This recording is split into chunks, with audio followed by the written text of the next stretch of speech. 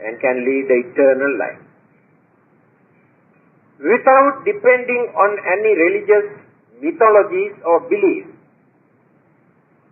use your own common sense. Don't depend on any holy book, even Buddhist book also.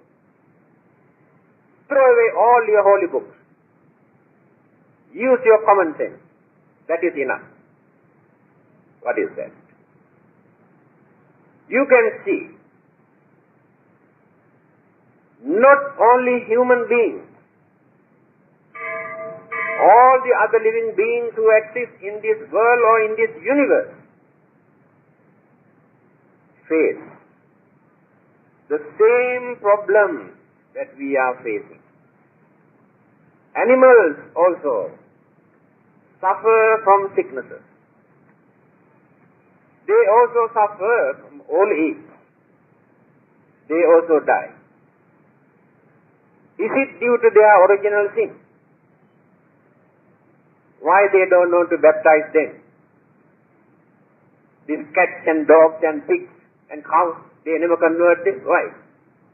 Because they too experience sicknesses, old age and death. They have no pity on them. Alright, forget about animals. What about the plant life? All these existing plants on this earth also experience various kind of sicknesses. They suffer from sicknesses, suffer from old age, and in the end, die. So plant life also face the same problem. Is it due to their original sin? That is why I ask you to use your common sense without depending on any holy book. Then, let us refer to the Buddha, what he says. Without depending on devils or ghosts or gods, he analyzed and explained the nature of existence. Whether it is human life, animal life, devas life, Brahmas or any other living beings or plant life. The nature of existence. Whether in heaven or human world or hell or ghost world or animal kingdom, all are living beings.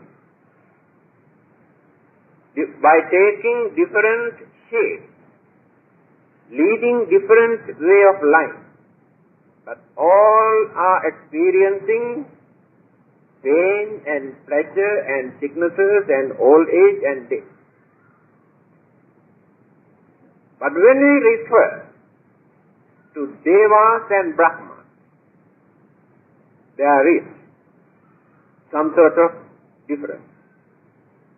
Our way of life and Devas and Brahmas' way of life. They do not suffer like us from sicknesses and old age. The formation, so the appearance of their life in those places appears at once, remains as they appeared without changing. That means no old age.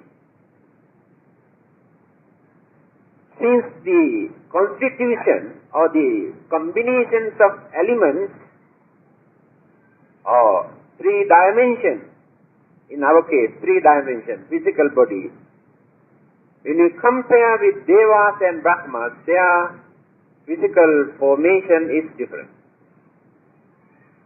Because of that, they are free from many kind of sicknesses that we are facing, old age that we are facing. When they die, there is nothing to remain as corpse or dead body. Their life or the physical body is just like a flame of a candle or an oil lamp. Just disappears. So in that respect, in worldly sense, they are more fortunate than human beings. But they too experience the death and rebirth, appearance again. Now that is not the end of their life. When they are going to die, when they come to know, they suffer. The pleasure that they enjoy, they need no more. They worry. And they depart from that place with frustration, disappointment and unhappiness. That means before their death, they suffer. Because they have craving. After their death, they do not know their fate or their destiny. It depends on their karma, what they have accumulated. Uncertainty is there. In our case, when the Buddha talked about suffering, he used very limited words to Devas and Brahmas about suffering. Because their way of suffering is not like human suffering.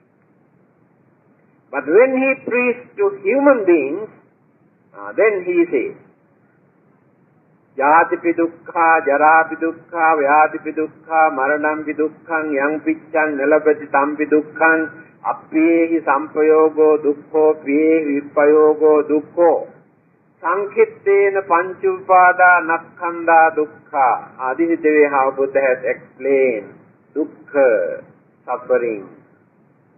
Beautiful interpretation. I'll explain word by word. Before that, you must learn the meaning of these two words. Sukha and dukkha. These are Pali and Sanskrit words. You know the meaning of these two words in this country. Su and kha. These are two words, actually speaking. Su is one word. Kha is another word. Su is another word. Kha is another word. Sukha and dukkha. But for our pronunciation we say dukkha. But the original word is dukkha. Du and kha. Meaning. Sukha. Pleasant feeling that we experience in the fleeting nature. Just like lightning. When lightning occurs, we want to see. Appear and disappear. No time to see it.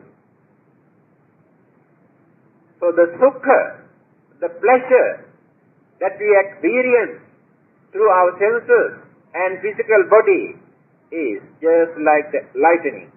The pleasant feeling or the thrill or happiness appear, immediately disappear. After that we want to catch, to maintain, prolong, to gain again and again. Then the trouble starts from there. We become crazy for that. Our whole battle in our life depends on this. Dukkha. And what sort of dukkha or suffering physically and mentally we are experiencing. Various. Not sometimes 1 second or 2 seconds or 5 seconds. The pleasure that we experience short time is called sukha. That is the mean. What is the meaning of dukkha? Dukkha. Where there is no happiness, where there is no pleasure, at that moment we experience unpleasant feeling. This unpleasant feeling also changeable, never lasts forever. Appear and disappear, appear and disappear. Now, whenever there is any intolerable situation, what sort of worries he has to maintain to look after this baby. Again, this baby who come to this world as a newcomer is not her own baby. Remember this. Mother claimed, this is my baby. Father claimed, this is my child. Actually, this child is not belong to both of them. They did not produce this child. They cannot produce. They have provided enough materials for that life to exist. Life came from somewhere else. They brought this child to this world, father and mother, just like a vehicle, lorry, and drop here. That is called giving birth. That is why this child maintains entirely different character, behavior, temperament, attitude, mood, not like father or mother. That is his or her own life, way of life. So this child is not belong to them, actually speaking. But they are craving, attachment, affection, love, all these things claim, this is my child. It is natural. Not only human beings, animals also. You can see how animals fight to carry this baby at the risk of her life. How she suffers physically and mentally. What sort of worry she is maintaining day and night. Even after giving birth, by tolerating that intolerable pain, what sort of worries she has to maintain to look after this baby. Again, this baby who come to this world as a newcomer is not her own baby. Remember this. Mother claimed, this is my baby. Father claimed, this is my child. Actually, this child is not belong to both of them. They did not produce this child. They cannot produce. They have provided enough materials for that life to exist. Life came from somewhere else. They brought this child to this world, father and mother, just like a vehicle, lorry, and drop here. That is called giving birth. That is why this child maintains entirely different character, behavior, temperament, attitude, mood, not like father or mother. That is his or her own life, way of life. So this child is not belong to them, actually speaking. But they are craving, attachment, affection, love, all these things claim, this is my child. It is natural. Not only human beings, animals also. You can see how animals fight to protect their young ones. That is a universal need. It is not created purposely. Then suffering started from there. Every baby who comes to this world, the first signal that baby gives is crying. Cry. So, expressed the nature of life. Why they don't want to laugh? Have you ever seen any baby who laughs immediately after giving birth? Must cry. They say must cry. That means we come to this world to cry because of dukkha, because of suffering. No one can deny this. It is not due to original sin, that is the nature of existence. Again, every child who comes to this world brings death certificate, not the birth certificate. That means death is certain.